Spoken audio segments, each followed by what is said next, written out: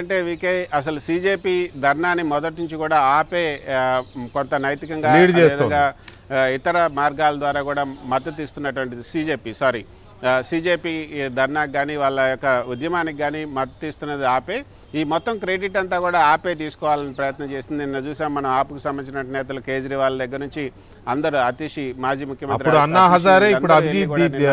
పరామర్శించారు. అన్నా హజారే తర్వాత అభిజిత్ దీప్కేని కూడా అక్కడికి వెళ్ళి పరామర్శించారు.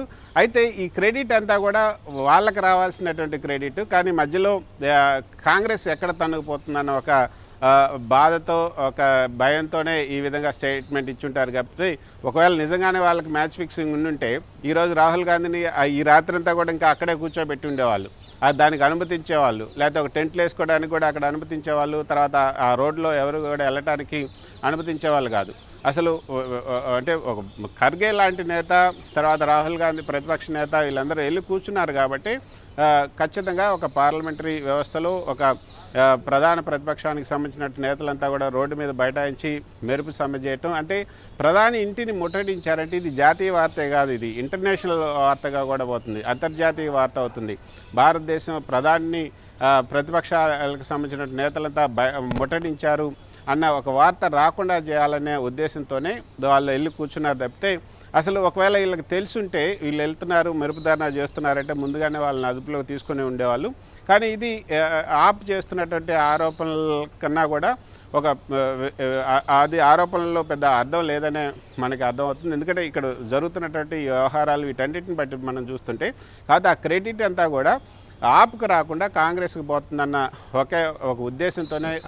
ఫైనల్ గా ఒక మాట చెప్పండి కృష్ణ, ప్రపంచవ్యాప్తంగా కొన్ని పరిణామాలు చూస్తున్న నేపథ్యంలో, కొన్ని దేశాల్లో జరుగుతున్న పరిణామాలు చూస్తున్న నేపథ్యంలో ప్రధానమంత్రి ఇంటి దాకా ఇలాంటి నిరసనకారులు లేకపోతే ఇలాంటి నిరసన రాహుల్ గాంధీ ఎంపీలు వాళ్ళ గురించి అని కాదు, కానీ అసలు ఇలాంటి నిరసన ప్రధాని ఇంటి దాకా వెళ్ళడం అనేది మన చుట్టూ ఉన్న దేశాల్లో జరుగుతున్న పరిణామాల నేపథ్యంలో ఇది వాంఛనీయమా అవాంఛనీయమా?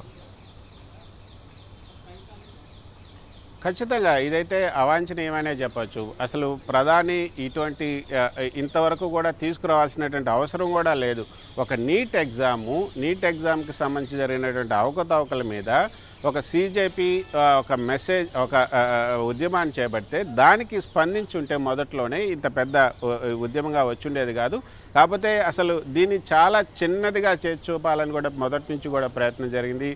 అసలు ధర్మేంద్ర ప్రధాన్ అయితే దీన్ని చాలా వెటకారంగా వాళ్ళు చేయడం జరిగింది.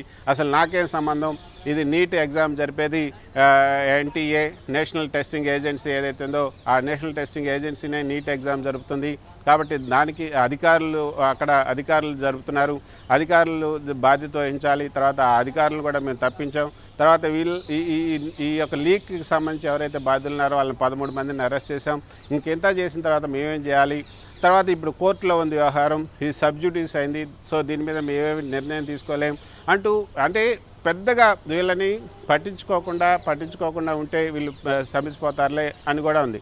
అంటే గతంలో కూడా మనం చూసాం ఎంత పెద్ద వ్యవహారం జరిగినా కూడా ప్రధాని కూడా ఇప్పటి వరకు కూడా నిజానికి వీకే ప్రధాని మోదీ కూడా ఇంతవరకు నీటిపైన ఆయన స్పందించలేదు. ఈరోజు ఎన్డీఏ ఎంపీల సమావేశం సందర్భంగా నిన్న జరిగినటువంటి సంఘటనల నేపథ్యంలో ఈరోజు ప్రధాని స్పందిస్తూ విద్యార్థులు మీరు రెచ్చగొట్టబాకండి, వాళ్ళ భవిష్యత్తును మీరు నాశనం చేయబాకండి, మేము ఖచ్చితంగా నీటికి సంబంధించి ఎవరైతే బాధ్యులు ఉన్నారో వాళ్ళపైన చర్య తీసుకుంటామని తొలిసారిగా ప్రధాని ఈరోజు నోరిప్పారు. ఇదే మాట మొదటి రోజే చెప్పుంటే కొంత పరిస్థితి ఇంతవరకు వచ్చుండేది కాదు.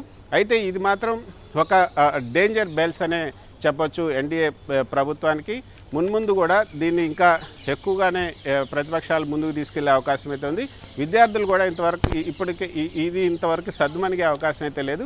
ఇంకా మున్ముందు పెను ఉద్యమంగా కూడా మారే అవకాశం అయితే. Thank you very much Krishna, thanks for the update. ఇక దీని మీద ఢిల్లీలో